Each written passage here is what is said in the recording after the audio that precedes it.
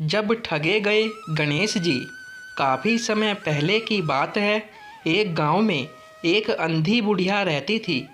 वह गणेश जी की परम भक्त थी। आँखों से भले ही दिखाई नहीं देता था, परंतु वह सुबह शाम गणेश जी की बंदगी में मगन रहती। नित्य गणेश जी की प्रतिमा के आगे बैठकर उनकी स्तुति करती, भजन गाती व समाधि में लीन रहती। गणेश जी बुढ़िया की भक्ति से बड़े प्रसन्न हुए। उन्होंने सोचा, यह बुढ़िया नित्य हमारा स्मरण करती है, परंतु बदले में कभी कुछ नहीं मांगती। भक्ति का फल तो उसे मिलना ही चाहिए। ऐसा सोचकर गणेश जी एक दिन बुढ़िया के सम्मुख प्रकट हुए तथा बोले, माई, तुम हमारी सच्ची भक्त हो। जिस श्रद्धा व विश्वास से हमारा स्मरण करती हो, हम उससे प्रसन्न है। अतः तुम जो वरदान चाहो हमसे मांग सकती हो। बुढ़िया बोली, प्रभु, मैं तो आपकी भक्ति प्रेम भाव से करती हूँ। मांगने का तो मैंने कभी सोचा ही नहीं, अतः मुझे कुछ नहीं चाहिए। गणेश जी पुनः बोले, हम वरदान देने के लिए आए हैं। बुढ़िया बोली, हे सर्वेश्वर, मुझे मांगना तो नहीं आता। अगर आप कहे तो मैं कल मांग लूँगी। तब तक मैं अपने बेटे व बहू से भी सलाह मशविरा कर लूँगी।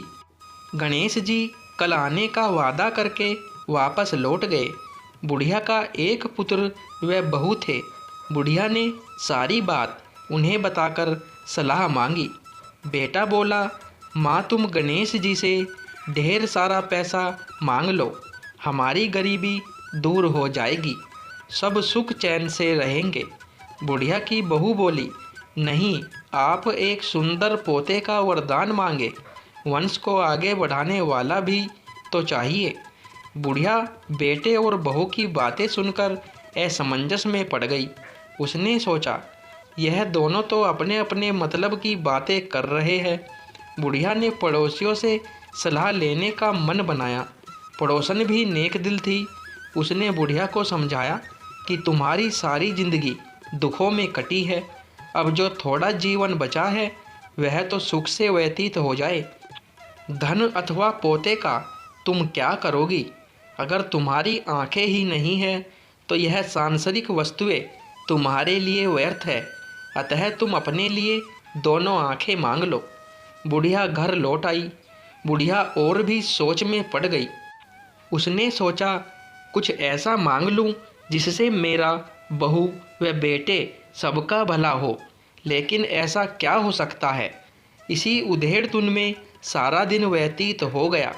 बुढ़िया कभी कुछ मांगने का मन बनाती तो कभी कुछ, परंतु कुछ भी निर्धारित न कर सकी। दूसरे दिन गणेश जी पुनः प्रकट हुए तथा बोले, आप जो भी मांगोगे वह हमारी कृपा से हो जाएगा, यह हमारा वचन है। गणेश जी के पावन वचन सुनकर बुढ़िया बोली, हे गणराज, यदि आप मुझसे प्रसन्न हैं तो कृपया मुझे मन इच्छित वरदान दीजिए। मैं अपने पोते को सोने के गिलास में दूध पीते देखना चाहती हूँ। बुढ़िया की बातें सुनकर गणेश जी उसकी सादगी व सरलता पर मुस्कुरा दिए। बोले, तुमने तो मुझे ठग ही लिया है।